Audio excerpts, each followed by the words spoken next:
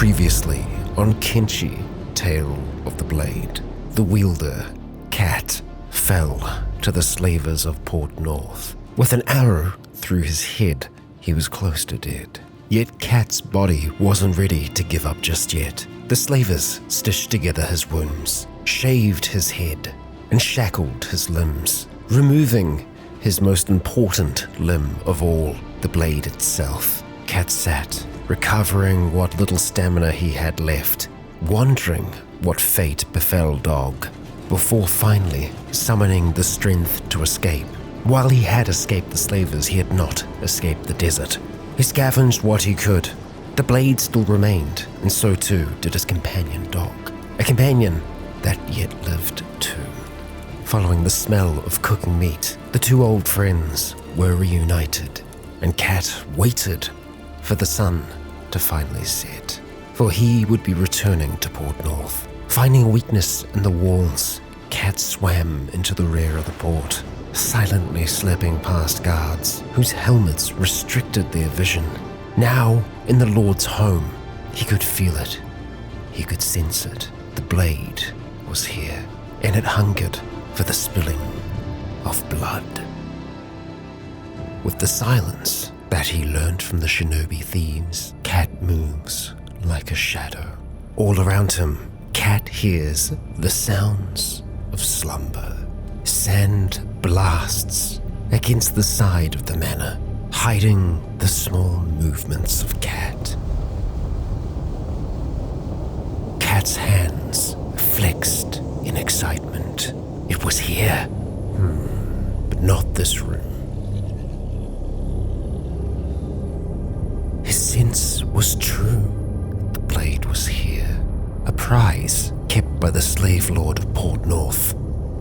They slept quietly, not knowing the danger that they were in, the devil that they had dealt with. And for Cat, he now had a chance to be whole once more. And that wasn't all. A chest at the foot of the bed contained many of Cat's belongings. Swiftly, Cat readies himself. With the blade now back in hand, it called for blood.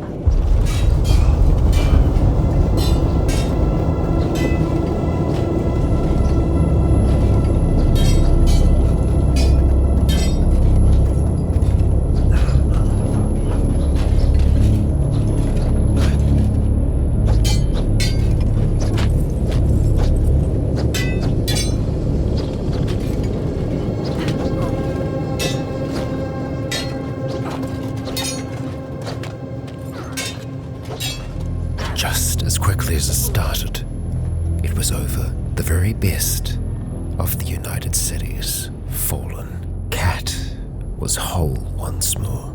Yet this place, Port North, was far from it. Their lord, Lady Kana, now lay on the ground, unconscious and slowly bleeding out. How much was her freedom worth to the United Cities? How many lives could her own be bargained for? There was only one way that Cat would find out. Disguising himself as one of their own, Cat left the guards to a slow and painful death. There was no doubt in his mind that there would be more bloodshed. They would not let him leave so easily.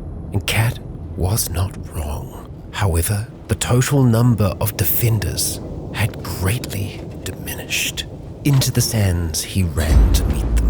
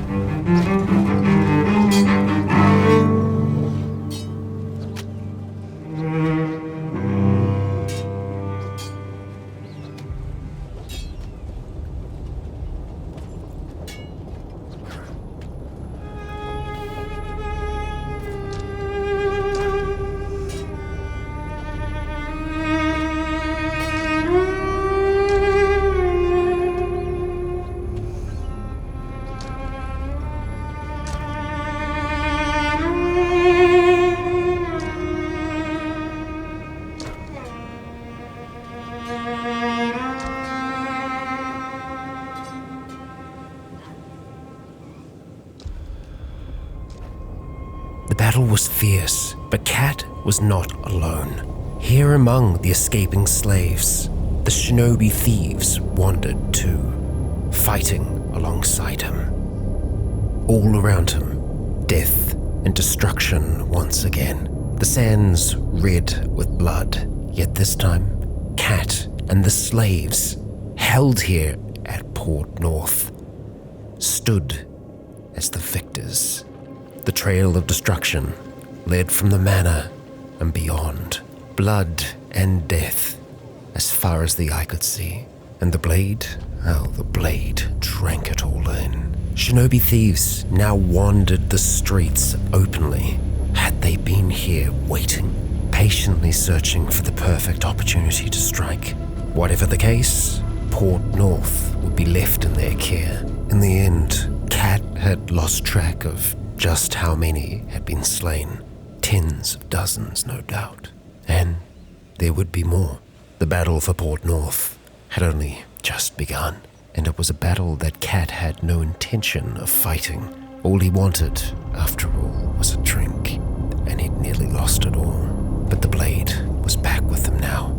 He vowed to never lose it again. Yet he had made the same vow in the past. Wincing, Cat continues onto the camp as the blood from his wounds trickles down the inside of his armor. Lady Kana stirs just a little. Port North was in chaos. There would be no trading this noble here. No, he'd need to seek another, someone who would value such an asset. Yet, the Sheikh were far and cared little for the nobles. There was always the Holy Nation, but they'd just as soon as see Cat's head put on a spike. Finally, there were the shinobi thieves that assisted Cat in the elimination of the guild's presence. Yet, kidnapping was not their forte. They, of course, specialized in assassinations.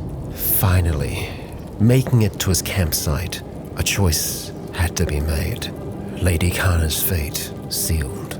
Yet, Cat couldn't bring himself to do it. He had seen too much blood today. The blade was sated. She lay there, still and unconscious beside the fire. In time, she would recover. She would live. Yet, should she return to Port North, she'll find it is no longer her own. The heat of the fire will save her from the cold of the desert. Yet the desert is unforgiving. Life and death out here is forever in a delicate dance.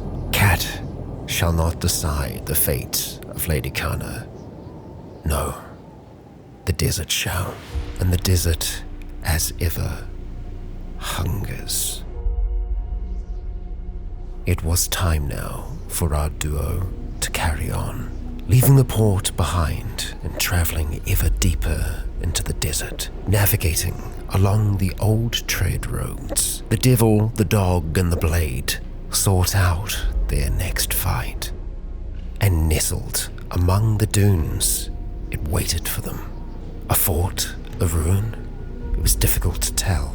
Cat stopped them at a distance, harpoon gunners braced at the ready. Yet they did not fire. Acting as natural as they could, Cat and dog approached, unsure who exactly called this fortification home. One by one, they enter, only to be met by a battle cry.